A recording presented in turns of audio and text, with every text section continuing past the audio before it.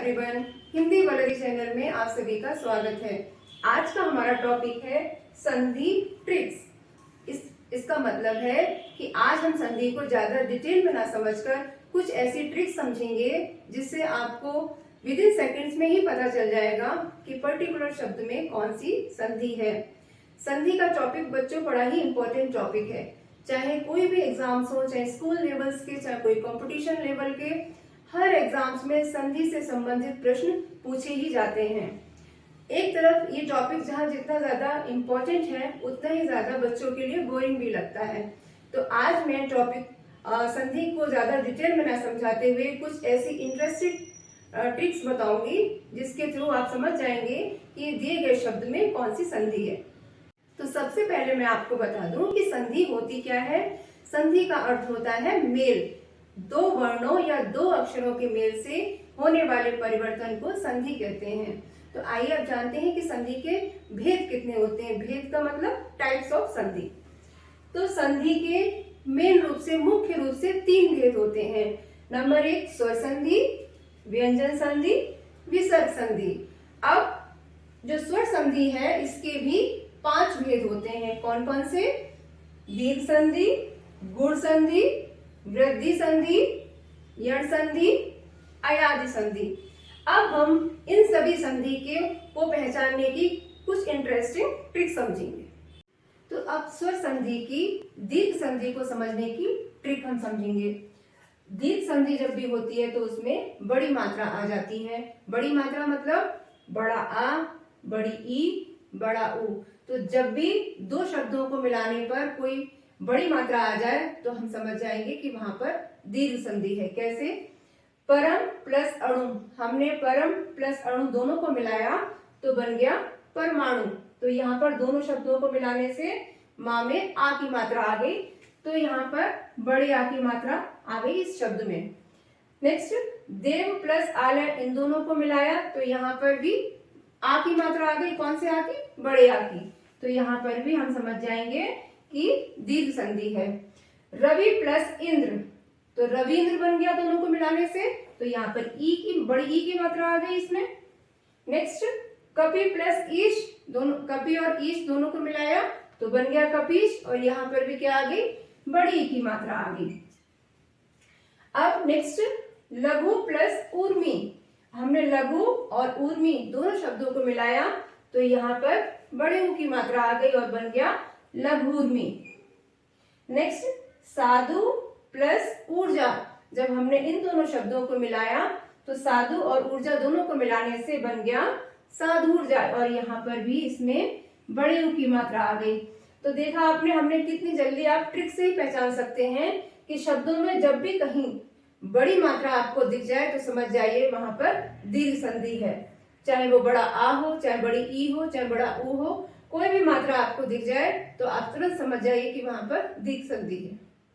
तो गुण संधि की ट्रिक सीखते हैं कि गुण संधि को पहचानने के लिए हम देखते हैं कि जब एक मात्रा आ जाए, किसी भी शब्द के ऊपर एक मात्रा आ जाए, चाहे वो ए की मात्रा हो या फिर ओ की मात्रा हो, तो जब किसी शब्द के ऊपर एक मात्रा आ जाए या फिर किसी शब्द में ऋषि आ जाए तो समझ जाइए, ये 3 सिचुएशन जब आ जाए तो समझ जाइए कि वहां पर गुण संधि है। कैसे? शब्दों के थ्रू और सीखते हैं। जैसे महोदय, तो इसमें क्या आया? एक मात्रा है, ऊपर महोदय में एक मात्रा है, तो हम समझ जाएंगे कि यहाँ पर गुण संधि है। इसको देखते ही हम समझ जाएंगे यहाँ पर गुण संधि है। ऐसे ही नरेश, नरेश में भी क्या आया है? ऊपर में एक मात्रा है, तो इसमें गुण संधि हो जाएगी। और नेक्स्ट है राजेश, राजेश में भी क्या आया है? एक मात्रा आई है, तो इसमें भी हम समझ जाएंगे कि गुण संधि है। नेक्स्ट है रोगोचार, तो यहाँ पर बीच में देखिए, यहाँ पर भी एक ही मात्रा आई है, तो इसमें भी गुण संधि है, ऐसा हम समझ जाएंगे। नेक्स्ट है सप्त ऋषि, जब हम दोनों को अलग करेंगे तो सप्त प्लस ऋषि, यानी ऋषि शब्द आ गया, और ये हमारी पहचान भी थी, ट्रिक भी थी, तो इसमें भी हम समझ जाएंगे ऋषि आने पर कि यहाँ पर गुण संधि है। और नेक्स्ट है राज ऋषि, और इसमें भी ऋषि आ रहा है। तो गुण संधि को पहचानने की 3 ट्रिक्स मैंने बताई, यानी शब्द के ऊपर एक मात्रा आनी चाहिए या फिर ऋषि आ जाना चाहिए। इनमें से कुछ भी आ जाए तो समझ जाइए कि वहां पर गुण संधि है। तो अब समझेंगे वृद्धि संधि को पहचानने की ट्रिक। तो वृद्धि संधि में हम देखेंगे कि जब भी किसी शब्द के ऊपर दो मात्राएं आ जाएं तो वहां पर वृद्धि संधि हो जाती है। और हमने गुण संधि में क्या सीखा था कि जब भी किसी शब्द के ऊपर एक मात्रा आ जाए तो वहां पर गुण संधि होती है। लेकिन वृद्धि संधि में जब किसी शब्द के ऊपर दो मात्राएं आ जाएं तो वहां पर हम समझ जाएंगे कि वृद्धि संधि है। जैसे कि उदाहरण महोषध, महोषध में कितनी मात्राएं आ गई, यहाँ पर दो मात्राएं आ गई, तो यहाँ पर क्या हम समझ जाएंगे कि यहाँ पर क्या है, वृद्धि संधि है। नेक्स्ट सदैव, सदैव में क्या आ गया, दो मात्राएं आ गई है कि, तो यहाँ पर भी हम समझ जाएंगे कि वृद्धि संधि है। नेक्स्ट मतैक, मतैक में भी कितनी मात्राएं आ गई, दो मात्राएं आ गई यहाँ पर, तो यहाँ पर भी हम समझ जाएंगे कि वृद्धि संधि है। नेक्स्ट महोज, महोज में भी ओ की दो मात्राएं आ गई यहाँ पर, यानी कि औ की मात्रा आ गई, तो यहाँ पर भी क्या हो जाएगा, वृद्धि संधि हो जाएगी। तो जब भी किसी शब्द के ऊपर दो मात्राएं आपको दिखें तो देखते ही समझ जाइए कि उस शब्द में वृद्धि संधि है। अब यण संधि की ट्रिक है कि जब भी या, वा, रा इन तीन वर्ण के पहले जब भी कोई आधा वर्ण आ जाए तो समझ जाइए कि वहां पर यण संधि है। जैसे कि स्वागत, इसमें क्या आ गया, वा आ रहा है और वा के पहले क्या आ रहा है, एक आधा वर्ण आ रहा है, आधा सा आ रहा है, तो यहाँ पर हम समझ जाएंगे कि क्या, कौन सी संधि है, यण संधि है। नेक्स्ट इत्यादि, अब इसमें या से पहले क्या आ गया, आधा ता आ गया, तो इसमें भी हम समझ जाएंगे कि यहाँ पर आधा ता आ गया या से पहले, तो हम समझ जाएंगे कि यहाँ पर यण संधि है। नेक्स्ट अत्यंत, यहाँ पर भी क्या आया, ये या आया और या के पहले क्या आ गया, आधा वर्ण आ गया, आधा ता आ गया, तो ऐसे शब्द में भी इसमें भी क्या हो जाएगा, यण संधि हो जाएगा।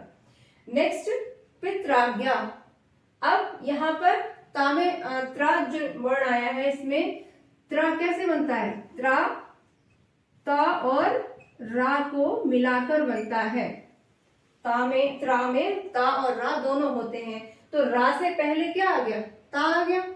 तो तीनों शब्दों का हमने क्या सीख लिया, नियम सीख, ट्रिक से नियम सीख लिया कि जब भी किसी ये या, वा और रा तीनों से पहले कोई आधा वर्ण आ जाए तो समझ जाइए ऐसे शब्दों में यण संधि होती है। तो अब जानते हैं अयादि संधि को पहचानने की ट्रिक्स। तो सबसे पहले तो हमें ये ध्यान रखना है बच्चों कि अयादि संधि में ए, ऐ, ओ, औ ये कोई भी मात्रा नहीं आती है। तो ये मात्राएं, जिस शब्द में ये मात्राएं हो वो कभी भी अयादि संधि नहीं हो सकता, इस बात का ध्यान रखना। तो अयादि संधि को पहचानने की ट्रिक है कि इसमें अधिकतम 3 अक्षर का ये शब्द होता है। 99% शब्दों में 3 अक्षर से बना हुआ ही शब्द होता है, तो वो अयादि संधि होता है और कोई भी मात्रा उसके ऊपर नहीं लगी होती है।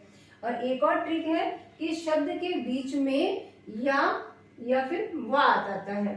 तो देखते हैं कि गायक, गायक में बीच में क्या आ गया, या आ गया, और इसमें कितने अक्षर हैं, इस शब्द में 3 अक्षर है और कोई मात्रा भी नहीं है, तो हम समझ जाएंगे यहाँ पर अयादि संधि है। नेक्स्ट नयन, इसमें भी कोई भी मात्रा नहीं है, ए, ऐ, ओ, औ कोई भी मात्रा नहीं है और 3 अक्षर का ही शब्द है और बीच में या भी आ गया है, तो इसमें भी हम समझ जाएंगे कि अयादि संधि है। नेक्स्ट धावक, धावक में कोई मात्रा नहीं है ऊपर और बीच में क्या आ गया, वा आ गया और 3 अक्षर का ही शब्द है, तो इसमें भी हम समझ जाएंगे कि अयादि संधि है। नेक्स्ट पवन, इसमें भी 3 अक्षर का शब्द है ये और कोई मात्रा भी नहीं है, तो ये भी अयादि संधि का शब्द हो जाएगा और बीच में वा भी आ गया है। नायक, नायक में बीच में क्या आया है, या आया है और इसमें कितने अक्षर हैं, 3 अक्षर से बना हुआ ये शब्द है और कोई ऊपर इसकी मात्रा भी नहीं है।